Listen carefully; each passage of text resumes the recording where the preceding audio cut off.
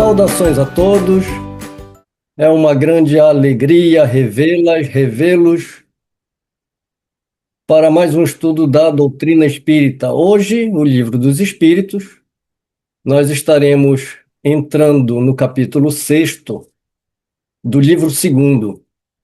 Então, já estamos no segundo livro do Livro dos Espíritos, no capítulo 6º, Vida Espírita. Vida espírita é a tradução original, né, do francês. Mas alguns tradutores traduzem como vida espiritual, que é o caso aqui. Eu vou compartilhar a tela com vocês. Ó, esse capítulo aqui, ele é de extrema importância para a gente entender o espiritismo como Kardec trouxe. Eu estou falando isso porque aqui é que está a resposta para aquela coisa, né? Existe, afinal de contas, colônias espirituais? Porque antes de Kardec, muito antes de Kardec, eu acredito que até no final do século XVIII, essas obras, através de médiuns, falando de colônias espirituais, já existia. Então essa ideia, na verdade, não é nova. A diferença dessas obras, mesmo no tempo de Kardec, é que ainda não existia o espiritismo, essa análise mais profunda da erradicidade. Então, quando eu falo que esse capítulo ele é muito importante, porque aqui está toda a base para a gente fazer o julgamento. A gente vai estudar aqui e a gente pode chegar à conclusão sobre existir ou não existir. Afinal de contas, essas eu não digo colônia, né? Porque aqui a questão, a gente não está estudando para entender se existe colônia ou não. A gente está estudando para entender, na verdade, os mundos transitórios. É essa a palavra que Kardec traz. Kardec não se referiu à colônia espiritual. Porque a ideia de colônia e a ideia que essas obras mediúnicas trazem é que essas colônias estão no espaço aéreo exatamente da cidade. Daí, depois da, da obra Nosso Lar, apareceu outra cidade em cima do Rio de Janeiro, outra colônia, né? Depois apareceu outra colônia em cima lá da Bahia, depois apareceu... Aí você já viu, né? Virou moda, então cada cidade agora, no seu espaço aéreo, tem. Na China tem uma, no Japão tem outra, e por aí vai. É engraçado que é só no Brasil que a gente vê essas colônias, né? Você não vê notícia de outros espíritos se referirem a colônias fora daí, né? Então, Kardec, quando ele vai começar esse capítulo, ele vai explorar exatamente como é a vida na erraticidade. E como eu já ressaltei anteriormente, ele não fala colônia, ele fala mundos transitórios. Quando a gente fala mundo transitório, o que é que vocês pensam? Vocês pensam numa colônia? Colônia é colônia, não é? O que é mundo? Mundo é um planeta, certo? Então não é uma cidade em cima do espaço aéreo, é um mundo, é outro mundo. E o texto vai ficando cada vez mais claro. Mas eu quero fazer essa caminhada junto com vocês.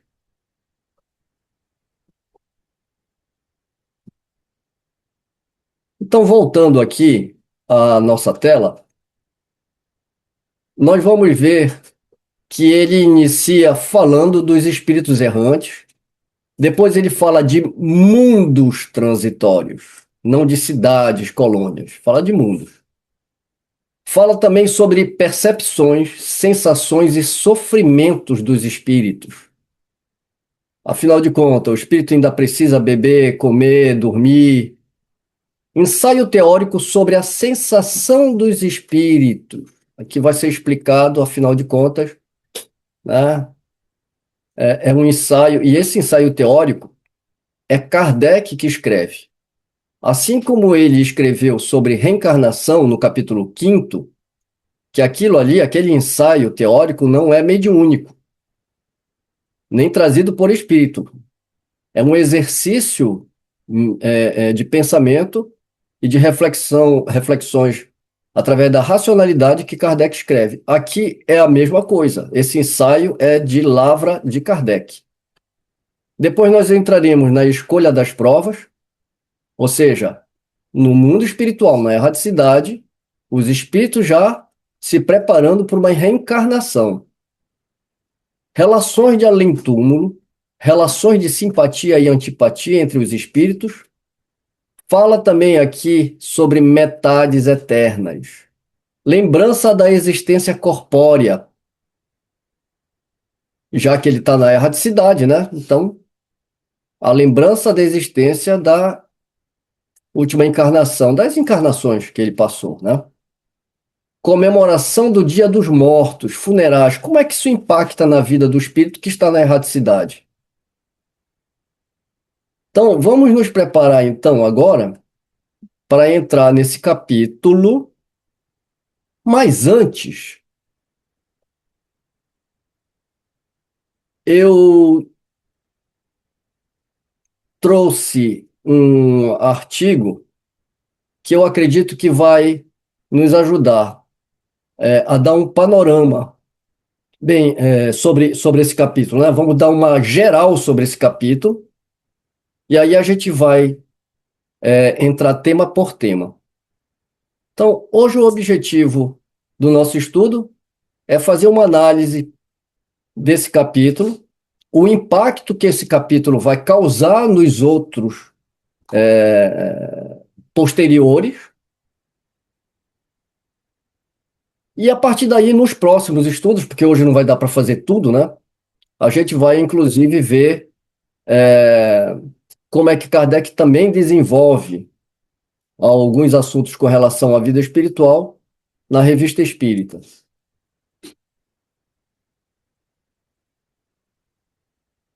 Então, eu vou trazer aqui o artigo que nós escrevemos. Peço que vocês me acompanhem. Se tiverem dúvidas, quiserem fazer comentário, levantem a mão.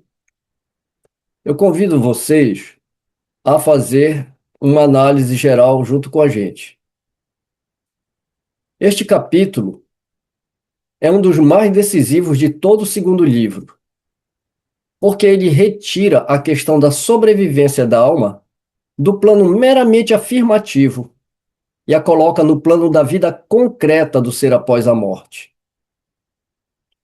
Porque até então se discute, né? Como é essa vida após a morte? Como é que ela se dá? Existe mesmo? Né? Então, esse capítulo é para fazer exatamente essa tarefa, né? Colocar no plano da vida concreta do ser após a morte. Até aqui, a obra já vinha preparando o terreno. Já se falou do princípio espiritual, da encarnação, da pluralidade das existências. Foi até onde a gente chegou, né? Mas neste ponto, o problema muda de forma. Já não basta saber que o espírito existe e sobrevive. Passa a ser necessário compreender como ele vive, em que estado se encontra, como percebe, como sofre ou progride, como se relaciona e como prepara o seu retorno à vida corporal.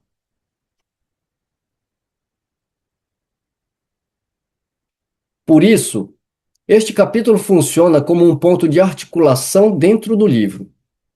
Ele liga o que veio antes ao que virá depois.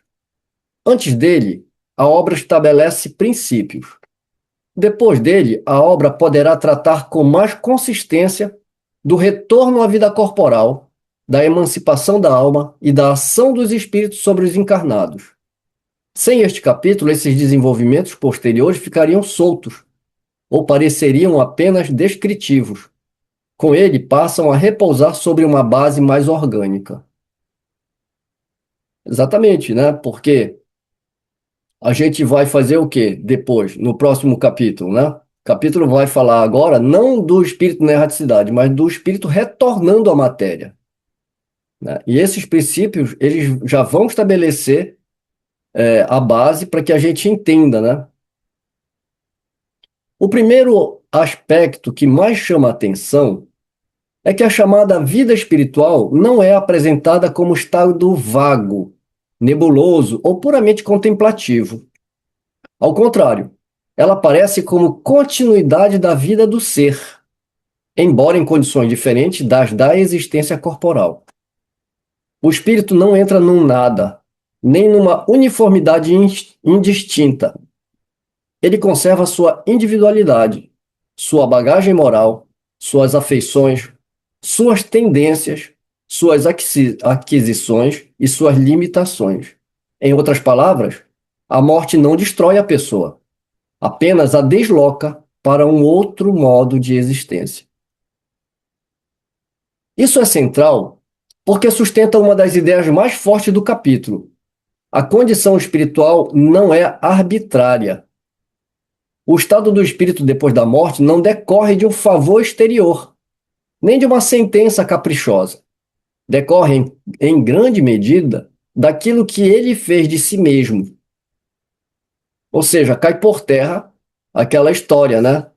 Que morreu, a pessoa fica num estado indeterminado e através de orações a gente consegue elevar esse espírito, né, para outro patamar. Como era a ideia da igreja antigamente, né?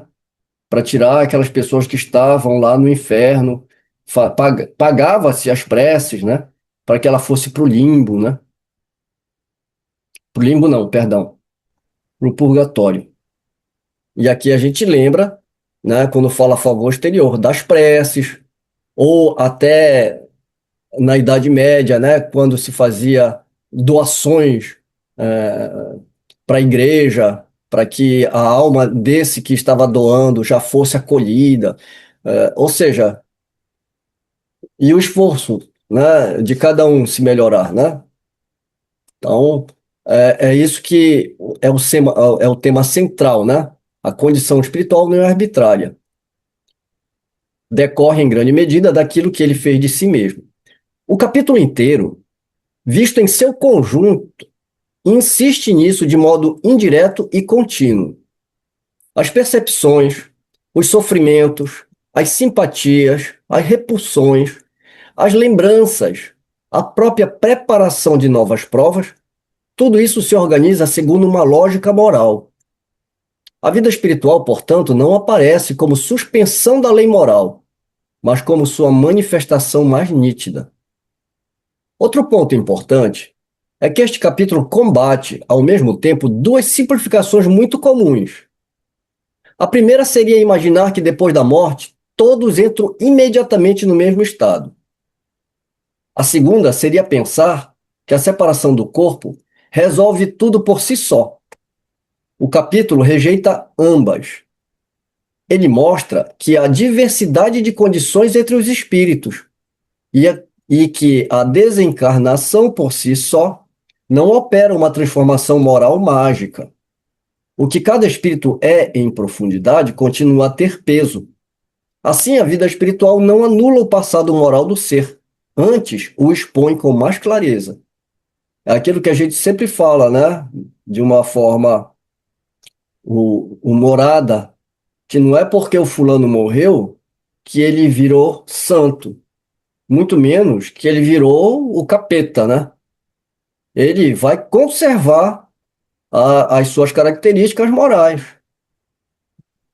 Como nós não temos as características morais iguais, nós temos diferença entre nós, como individualidades, como personalidades, a gente carrega isso, né, para nossa existência espiritual, que é a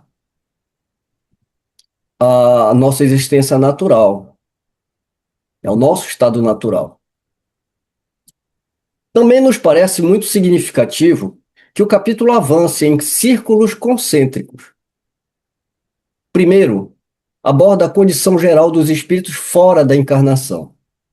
Depois, trata dos lugares ou estados transitórios.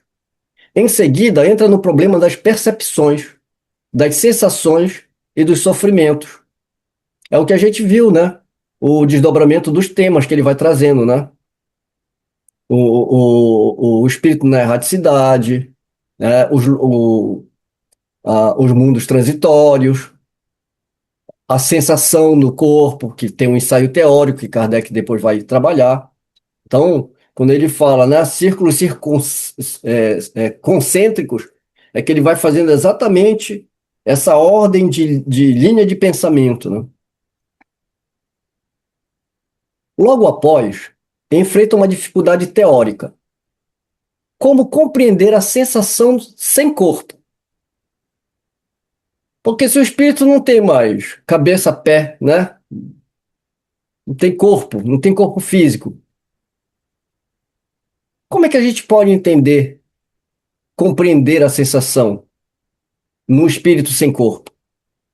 Depois disso, desloca a atenção para a escolha das provas, isto é, para a preparação da existência futura. E então, quase naturalmente, chega às relações. Relações entre desencarnados e encarnados, e entre espíritos afins ou antipáticos, entre memória e existência passada, e finalmente entre os vivos e os mortos, na prática da recordação e das exéquias. Exéquias, até coloquei aqui entre parênteses, são ritos fúnebres, né? Essa progressão é muito reveladora.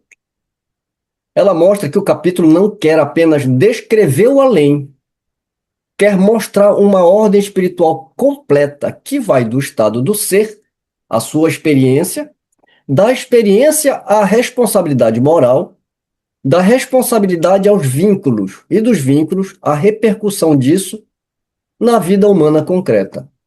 Há, portanto, uma passagem do ontológico ao ético e do ético ao afetivo. Isso dá ao capítulo uma unidade muito forte. Se tivéssemos de resumir o núcleo da análise em poucas ideias, diríamos que este capítulo sustenta 5 teses principais. A primeira tese é: o espírito continua sendo ele mesmo após a morte. A segunda tese: essa continuidade não é estática, ela é dinâmica, pedagógica e progressiva.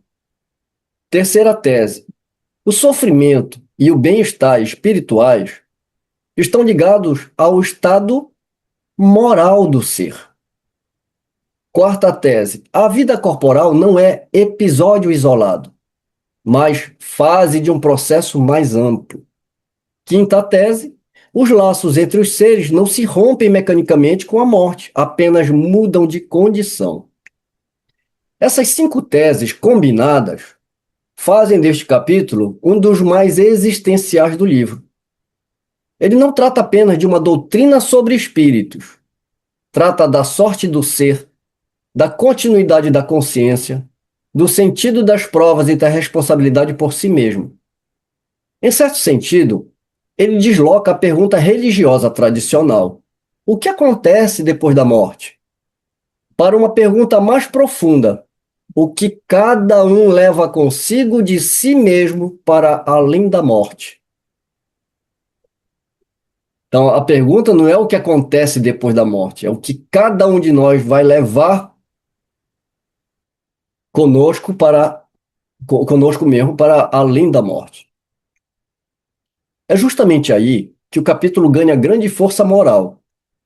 Ele não convida a curiosidade fútil sobre o invisível. Ele obriga o leitor a reconsiderar a vida presente. Porque, se a vida espiritual prolonga o que somos, então a existência terrena deixa de ser simples intervalo biológico e se torna oficina de formação do próprio ser.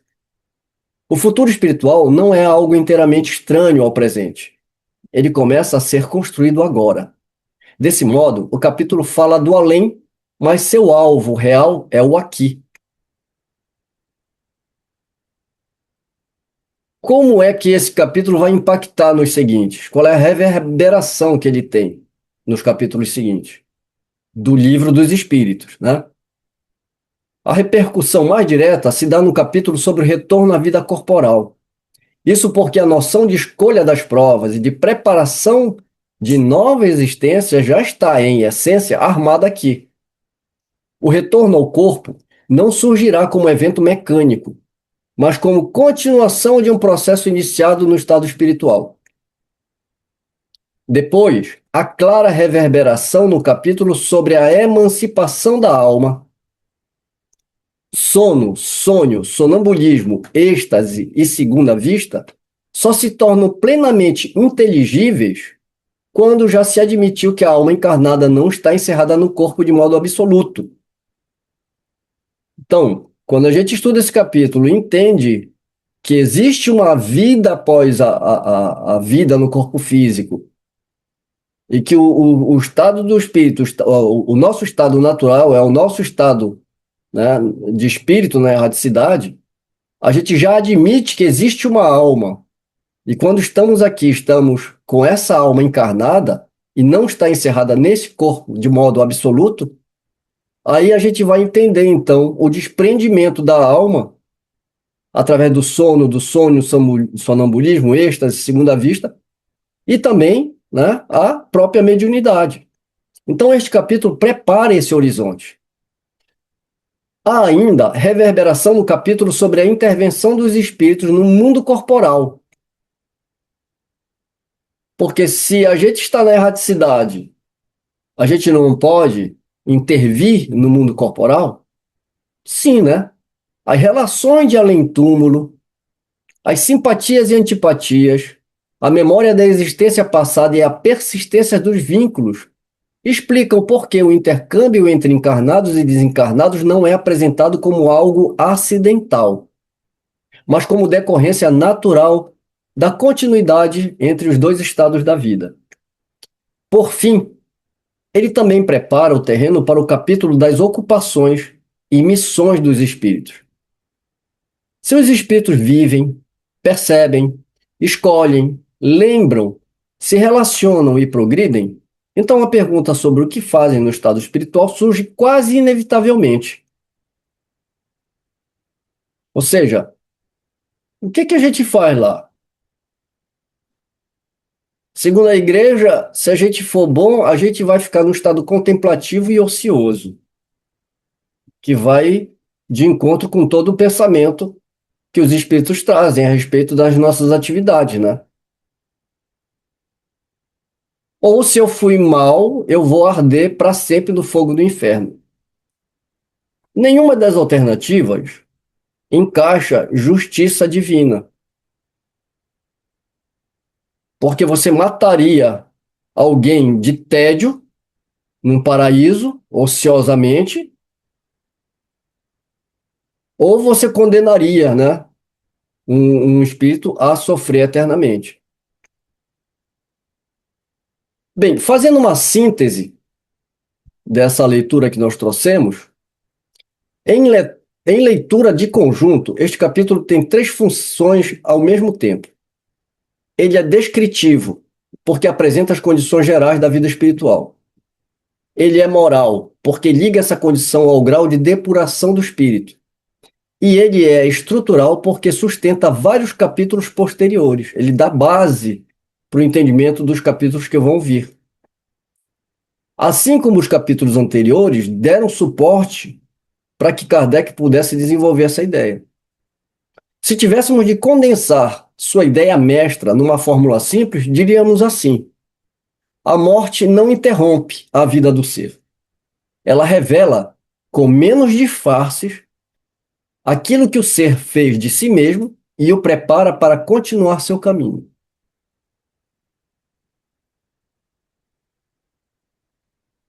Bem, então essa é a visão geral, é a análise geral de todos os temas desse capítulo, né? Nós temos os temas e o Kardec ele vai trazer o primeiro tema sobre espíritos errantes. Então, assim como nós fizemos uma análise geral do capítulo, Eu quero fazer uma análise geral do tema espíritos errantes, antes de entrar nele. Sobre os espíritos errantes. A primeira coisa importante é fixar bem o sentido da expressão. Neste capítulo, os espíritos errantes não são apresentados como seres perdidos, condenados a vaguear sem direção, nem como uma categoria excepcional de espíritos. Eles designam, antes de tudo, o estado do espírito no intervalo entre duas encarnações. Em alguns casos, esse intervalo pode ser quase imediato. Em outros, pode prolongar-se enormemente. Mas, mesmo quando se alonga, ele não é definitivo. Mais cedo ou mais tarde, o espírito retoma uma existência corporal. Erraticidade é o intervalo entre duas, é a condição do espírito entre duas encarnações. Ou seja, ele está sem o corpo físico. Aqui já aparece uma ideia fortíssima nesse capítulo, nesse tema, né? A encarnação não é o estado normal e permanente do espírito. O capítulo sugere exatamente o contrário. A união ao corpo é transitória, enquanto a vida fora do corpo é o estado próprio do ser espiritual. Isso muda bastante a perspectiva. A existência terrestre deixa de ser o centro absoluto da vida do ser e passa a ser uma fase importante, sem dúvida, mas ainda assim, fase. O homem encarnado, por esse prisma, não é o ser completo em sua condição final. É o espírito em experiência, em prova, em trabalho de aperfeiçoamento. Se a gente pudesse usar uma imagem poética aqui, a gente traria a ideia da lagarta e da borboleta, né? A lagarta como um ser que ainda tem que rastejar, e a borboleta que tem, além da beleza e da suavidade, né? Ela voa, né? Porque a gente faz exatamente o contrário, principalmente os materialistas. A vida aqui na Terra é a vida real. E a vida do espírito é uma quimera, é uma coisa, né, inexata, enfim, né? E ao contrário, não somos humanos tendo uma experiência espiritual, somos espíritos tendo uma experiência humana. Outro ponto muito relevante é que a erraticidade, por si mesma, não é sinal de inferioridade moral. O texto insiste que há espíritos errantes de todos os graus, e que apenas os espíritos puros, por já não necessitarem de encarnação, não pertencem propriamente a esse estado. Isso impede um erro comum, imaginar que estar desencarnado, aguardando nova existência, seja por si só um castigo ou uma marca de atraso. Não é isso. O que varia moralmente não é o simples fato de estar nesse intervalo, mas a maneira como cada espírito vive. Bem, uma vez que nós entendemos que a erraticidade é um estado que o espírito está entre uma encarnação e outra, para essa definição ficar mais completa, porque espírito puro, ele não precisa de reencarnar. Se ele não precisa, ele não está entre uma encarnação e outra, né? Então, para abranger todos os espíritos, a gente pode falar que a erraticidade é onde os espíritos estão quando eles não estão no corpo físico. Aí você abrange todos, inclusive os seres, os espíritos puros. Como eles não necessitam mais da reencarnação, eles estão na erraticidade permanentemente. Clarice ia falar alguma coisa?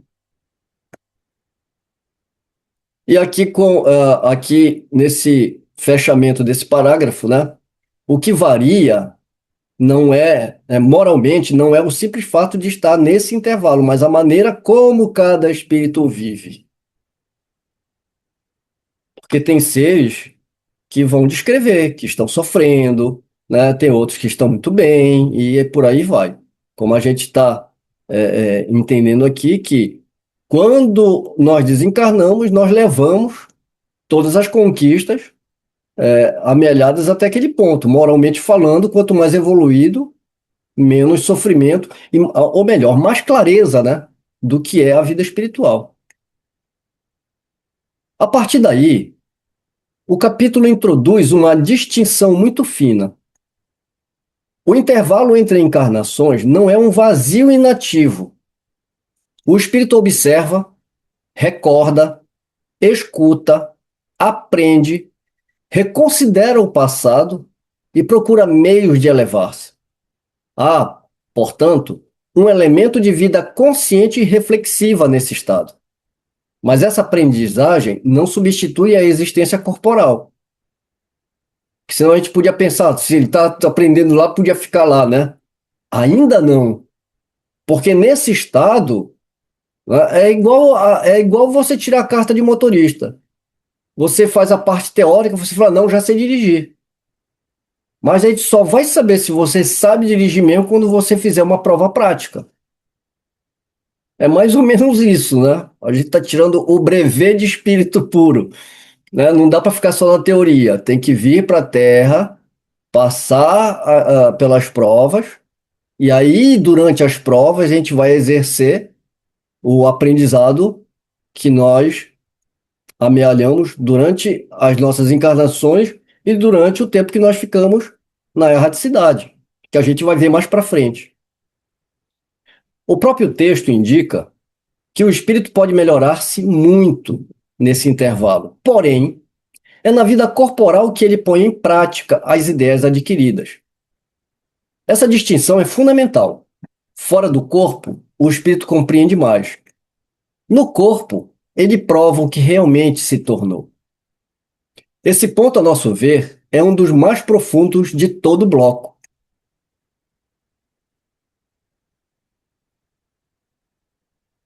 Ele mostra que o progresso não se faz apenas por iluminação interior, nem apenas por sofrimento mecânico. Há um duplo movimento: compreensão no estado espiritual e realização na existência encarnada. Em outras palavras, ver melhor não basta. É preciso voltar ao campo da ação. Isso dá à reencarnação uma função muito precisa. Ela não existe apenas para sofrer ou expiar, mas para transformar em conduta que, no estado espiritual, foi entrevisto como verdade.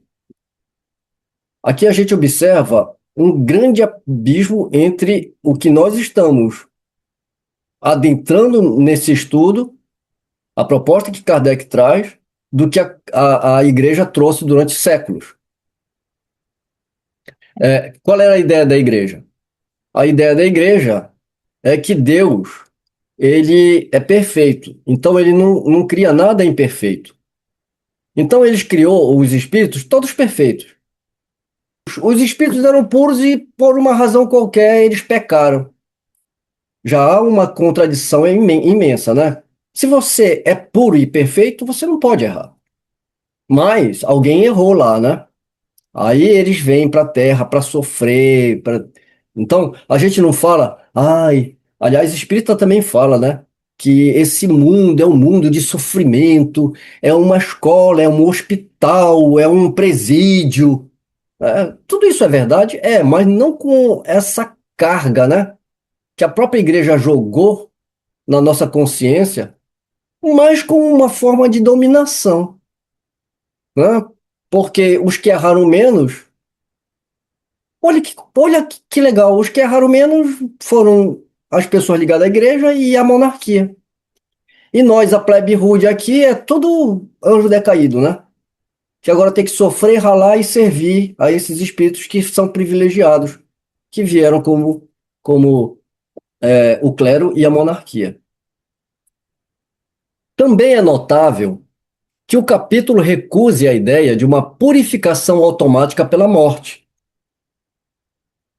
O espírito não abandona necessariamente, ao deixar a Terra, tudo aquilo que trazia em si. As paixões persistem em maior ou menor grau. Os espíritos mais elevados deixam as más paixões e conservam o impulso do bem, enquanto os inferiores ainda mantêm traços muito fortes da vida material. Isso quer dizer que a morte não cria virtude, ela apenas remove o corpo. O problema moral continua sendo o mesmo.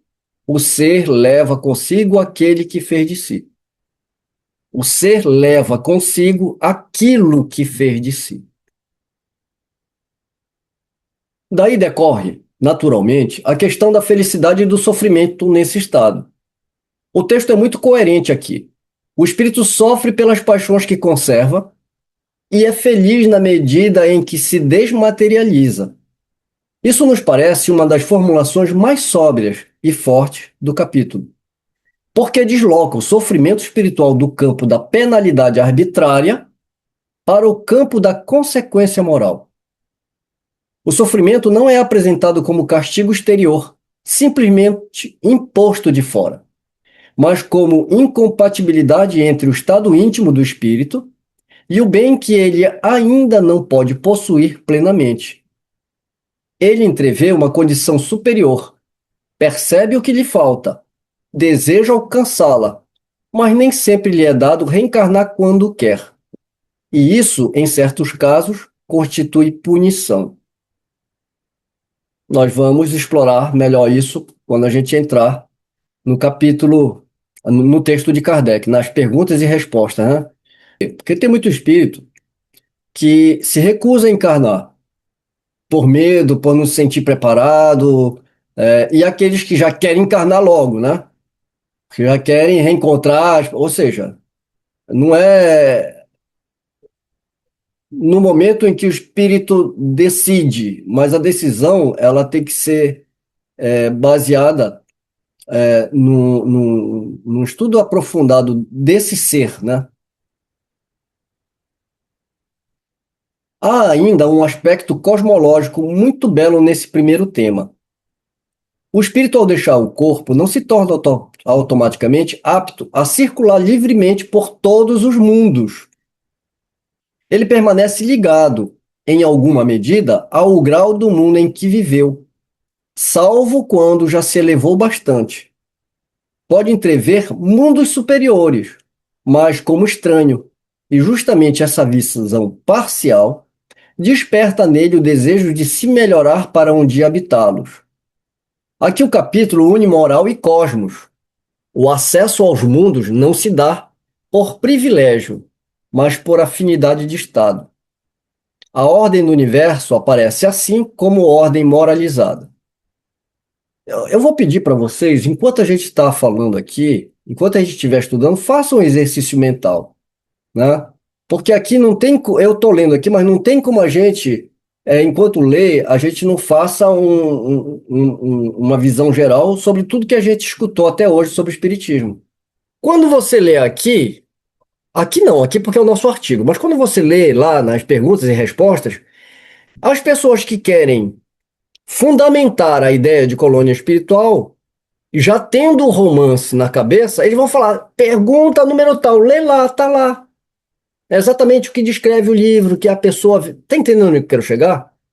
As fundamentações, elas existem. Agora, a grande pergunta é, ela se sustenta?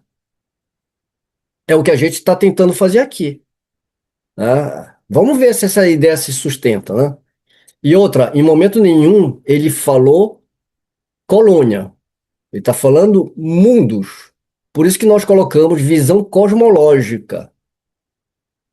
Isso vai ficar mais ainda compreensível quando a gente for para mundos transitórios. Quando você descobre que mesmo a Terra, naquele estado de ebulição que ela estava, ela tinha utilidade. Não vou adiantar muito aqui, só para, né? Essa mesma lógica ajuda a compreender por que os espíritos mais depurados podem visitar mundos inferiores. Eles não descem por necessidade própria, mas para auxiliar o progresso dos menos adiantados. Isso já prepara discretamente temas que ganharão maior desenvolvimento adiante. A assistência espiritual, a direção moral dos seres e a intervenção dos espíritos junto aos encarnados. Ou seja, mesmo dentro desse primeiro bloco, já se abre uma ponte para os temas seguintes do capítulo e para capítulos posteriores. Leitura interpretativa. Podemos condensar esse primeiro tema numa ideia central assim: o estado errante é um intervalo lúcido, moralmente ativo e pedagogicamente fecundo entre duas existências corporais. Ele é lúcido porque o espírito vê mais do que via no corpo. É moralmente ativo porque conserva suas disposições íntimas, sofre ou se alegra segundo elas e se orienta por elas. Olha, isso daqui é uma verdade muito grande, inclusive para espíritos inferiores. Inferiores que eu digo, mesmo para os espíritos que eram mais apegados à matéria. Por quê? Porque uma vez fora do corpo, eles começam a ter noção que eles podem ir para onde eles querem. Ou seja, dentro do que é permitido. Eles conseguem entender que agora eles têm uma facilidade em fazer coisas que ele nunca imaginava quando ele estava encarnado. Né? E ele realmente está mais lúcido, porque ele não tem mais a barreira do corpo físico para impedir o raciocínio dele. Mas por que que quando a gente desencarna a gente não se esclarece imediatamente? Por causa da consciência que a gente ainda não tem. Se a gente ainda está ligado à matéria, a gente é impedido de entender, não porque alguém está impedindo, mas por falta de uma consciência daquela realidade. Então eu crio a minha consciência a partir do que eu acredito, a partir da minha consciência, do que, ou seja, da minha realidade mesmo, né? E é pedagogicamente fecundo, porque nele o espírito revê, aprende, deseja, amadurece e se prepara. Mas ele não é ainda a última estação. Por isso mesmo, esse tema impede dois extremos: um materialismo prático, que reduz tudo à vida terrestre, e um espiritualismo ingênuo, que imagina a morte como solução instantânea de todos os problemas morais. Reverberação nos temas seguintes. Este primeiro bloco repercute diretamente em vários pontos do que virá depois. Primeiro, ele prepara o tema dos mundos transitórios, porque uma vez admitido o estado errante, torna-se natural perguntar onde e em que condições ele se desenrola. Segundo, ele prepara o tema da escolha das provas, pois o espírito que reflete, aprende e percebe o que lhe falta é justamente aquele que pode orientar-se para uma nova existência adequada ao seu progresso. Terceiro, ele lança fundamento para o retorno à vida corporal, já que a nova encarnação deixa de parecer um reinício cego e passa a ser continuação de um processo anteriormente amadurecido. Resumindo, nossa leitura deste primeiro tema é a seguinte: Kardec começa o capítulo pela erraticidade porque precisava desfazer uma ilusão muito arraigada, a de que a vida espiritual começa somente como recompensa ou castigo finais. É o que a gente pensa, né? Aliás, é o que muita gente pensa. É o pensamento da igreja. Morreu, acabou tudo, a gente vai ter que esperar o juízo final para ser julgado se a gente vai para o céu ou para o inferno. Aqui, ao contrário, a vida espiritual aparece como continuação, intervalo, revisão, aprendizado e preparação. O espírito não está acabado ao sair do corpo, tampouco está reduzido ao nada. Ele permanece sendo ele mesmo, porém mais exposto a si próprio. A gente está falando muito da igreja, mas a ideia do niilismo, do nada, que a vida acaba com a morte, também entra nesse rol das reflexões, né? E talvez seja essa a nota mais séria desse trecho. Ninguém sai da vida corporal diferente do que moralmente se tornou. Sai apenas sem o disfarce mais denso da matéria.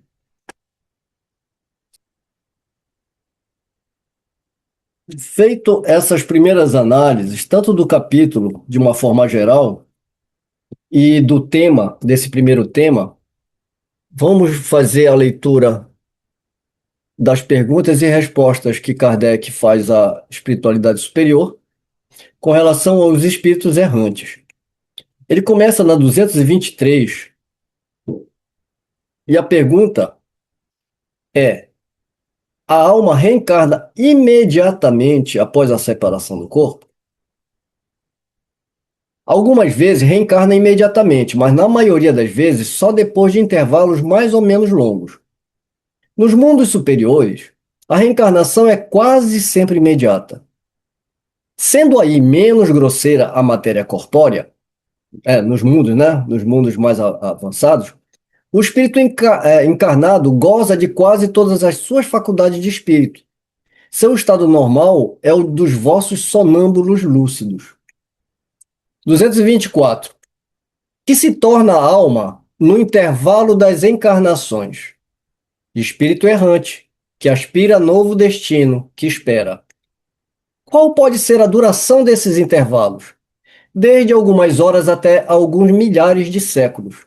Aliás, não há, propriamente falando, um limite máximo estabelecido para o estado errante, que pode prolongar-se por muito tempo, mas que nunca é perpétuo.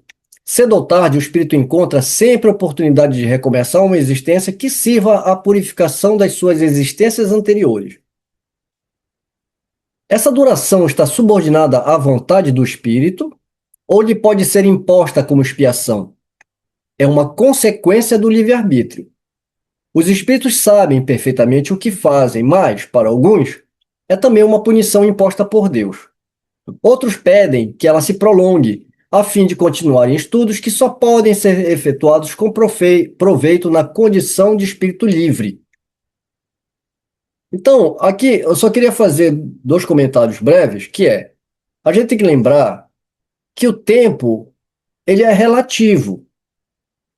Os espíritos, quando se referem a anos, milhares de anos, centenas de anos, eles estão querendo mostrar para a gente apenas intervalos maiores ou menores, de acordo com o que a gente pode entender, né? Mas para o espírito, o tempo não é nada, né? No mundo espiritual, o tempo é atemporal.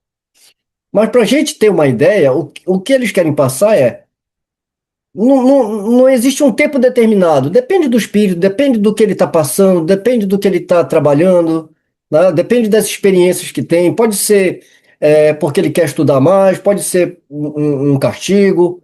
Então, são inúmeras coisas que podem estar acontecendo de acordo com cada espírito.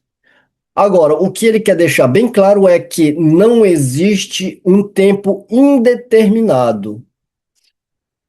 Mas cedo ou mais tarde, nós temos que reencarnar. Nós só não iremos reencarnar a hora que nós formos espíritos puros. 225. Eu lhe corrido, porque aqui é uma cadeia de ideias, né? A gente sabe que essas, onde tem A, B, C, é uma pergunta, é um tema só, né? Então eu lhe corrido. 225. A erraticidade é, por si só, um sinal de inferioridade dos espíritos? Não, pois há espíritos errantes de todos os graus. A encarnação é um estado transitório, já o dissemos. Em seu estado normal, o espírito está liberto da matéria. Pode-se dizer que são errantes todos os espíritos que não estão encarnados? Os que devem reencarnar, sim. Mas os espíritos puros, os que atingiram a perfeição, não são errantes. Seu estado é definitivo. Kardec vai comentar aqui: no tocante às qualidades íntimas, os espíritos são de diferentes ordens ou graus, pelos quais vão passando sucessivamente à medida que se purificam.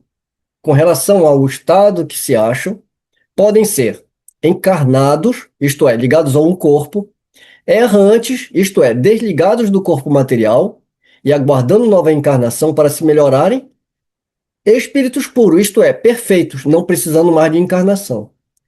Então aqui é ótimo, né? Esse resumo que Kardec faz, até para corrigir a a nossa ideia equivocada sobre erraticidade e sobre quais os espíritos que estão ali. 227. De que modo se instruem os espíritos errantes, já que certamente não o fazem da mesma maneira que nós? Estudam seu passado e procuram meios de elevar-se. Veem, observam o que se passa nos lugares que percorrem, ouvem o discurso dos homens esclarecidos e os conselhos dos espíritos mais elevados que eles, e tudo isso lhes inspira ideias que não tinham antes. Os espíritos conservam algumas das paixões humanas. Os espíritos elevados, ao perderem seu envoltório, deixam as más paixões e só guardam as do bem. Mas os espíritos inferiores as conservam, pois do contrário pertenceriam à primeira ordem. Então, de que espíritos estamos falando, né? A gente tem que fazer essa separação. Porque os espíritos deixando a Terra não deixam aí todas as más paixões, já que reconhecem os seus inconvenientes. Tem nesse mundo pessoas que são excessivamente invejosas. Acreditas que, tão logo o deixam, perdem esse defeito? Após a partida da Terra, sobretudo para os que tiveram paixões bem acentuadas, resta uma espécie de atmosfera que os envolve, fazendo que conservem todas essas coisas mais, pois o espírito ainda não se acha inteiramente desprendido da matéria. Só por momentos ele entrevê a verdade, como que para mostrar-lhe o bom caminho. O espírito progride no estado errante? Pode melhorar-se muito, sempre conforme a sua vontade e o seu desejo, mas é na existência corpórea que põe em prática as novas ideias que adquiriu.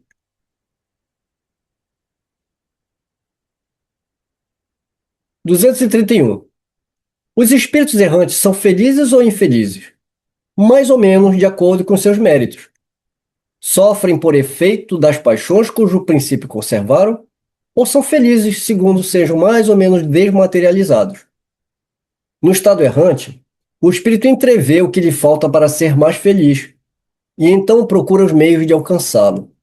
Mas nem sempre lhe é permitido reencarnar conforme sua vontade, o que constitui para ele uma punição. 232. Os espíritos errantes podem ir a todos os mundos? Depende. Pelo simples fato de ter deixado o corpo, o espírito não se acha completamente desprendido da matéria e continua pertencendo ao mundo em que viveu ou a outro do mesmo grau, a menos que, durante a vida, se tenha elevado. Esse é o objetivo para o qual deve voltar-se, pois, do contrário, jamais se aperfeiçoaria. Pode, no entanto, ir a alguns mundos superiores, mas na qualidade de estrangeiro. A bem dizer, consegue apenas entrevê-los, e é isso que lhe dá o desejo de melhorar-se, para se tornar digno da felicidade que ali desfruta e poder habitá-los mais tarde. E é lógico que isso não é aberto a todos os espíritos. Aqueles que estão caminhando, que estão aprendendo, que estão se esforçando. Se a gente levar para uma analogia na nossa vida prática e fazer a comparação com o estudante, são aqueles estudantes que se mostram mais esforçados, que muitas vezes, porque eles sabem aproveitar melhor as oportunidades, os mestres, então, né, já começam a iniciá-los, né, em novos conhecimentos, não aprofundando, mas já deixando eles entreverem ensinos que eles podem e condições que eles podem alcançar mais rápido, né? E, finalmente, a última desse tema e a última do nosso estudo de hoje, a 233. Os espíritos já purificados vêm aos mundos inferiores? Frequentemente, a fim de os ajudar a progredir. Sem isso, esses mundos estariam entregues a si mesmos, sem guias para os dirigir. O que faz a gente fazer um fechamento com o seguinte pensamento: a, a hierarquia que existe no plano espiritual não é a mesma hierarquia que existe aqui na Terra. A hierarquia aqui a gente conhece por poder, por conhecimento, às vezes nem tanto conhecimento, né? A hierarquia aqui é o que está em cima manda no de baixo. A gente ainda tem, né, muitas controvérsias. A hierarquia no plano espiritual é totalmente baseada na moral e na elevação daquele espírito, né? E o mundo espiritual, qual é a relação dos espíritos, né, superiores? É uma relação totalmente de fraternidade. Aqueles que estão mais adiantados auxiliam os mais atrasados se esforçam para não ser um fardo para aqueles que estão mais adiantados. É uma fraternidade constante no plano entre os espíritos. Essa fraternidade, ela acontece também entre encarnados e desencarnados. É o que a gente chama dos nossos mentores, dos espíritos que intuem muitas vezes o estudioso, né, a pessoa que está ali passando por, enfim, né? A gente vê uma grande fraternidade universal, né? E em breve, né, daqui a alguns bilhões de anos, a gente estará num mundo feliz, exercendo, né, essa fraternidade. Vamos começar já, né? Não vamos esperar bilhões de anos, a gente pode ser fraterno já agora, encarnado, né? Fraternos uns com os outros, né? Já aplicando isso na nossa vida diária. É que essa resposta do 233 nos dá uma esperança, uma fé, né? E saber que os guias, né, os espíritos superiores estão sempre conosco, né? Que a gente não está sozinho. Olha, eu De tenho uma repente, frase que está no Céu e Inferno que eu acho muito forte. Acho forte aquilo ali. Até porque ele se refere a uma criatura que pra gente é até repugnante, né? Mas ele fala que até ao lado de um verme tem um espírito ali, cuidando. Imagina se não tá aí um espírito aí do teu lado te cuidando, né? é, Só que eles não violentam a nossa consciência, eles respeitam o nosso livre-arbítrio. Então, meus amigos, minhas amigas, como sempre, é um grande prazer de revê-los, de poder estudar novamente com vocês e essa semana temos estudos. Acompanhem presencialmente, os que não puderem, acompanhem pelo nosso canal no YouTube. Lá está Sociedade de Estudos Espíritas Fraternidade. Lembre sempre de colocar Japão no finalzinho. Quem já tem salvo, né? Quem já curtiu e está compartilhando, a gente agradece. Então vamos nos despedir aqui. Um beijo no coração de todos e até o próximo estudo.